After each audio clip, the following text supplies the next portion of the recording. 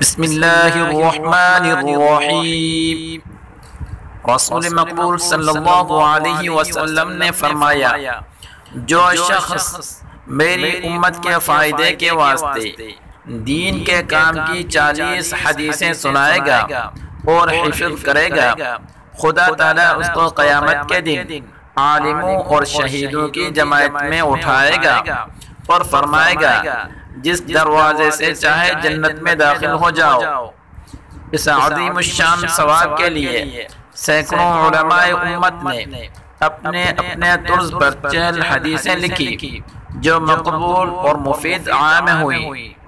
ان 40 احادیث مبارکہ میں سے انشاءاللہ تعالی حدیث نمبر 6 پڑھنا اور یاد کرنا سیکھیں گے تاکہ ہم بھی اس عظیم الشان بشارت میں شامل ہو سکیں۔ حدیث نمبر 6، الظلم ظلمات یوم القیامت۔ حدیث نمبر 6، الظلم ظلمات یوم القیامت۔ ظلم قیامت کے روز اندھیروں کی صورت میں ہوگا۔ حدیث نمبر 6، الظلم ظلمات یوم القیامہ۔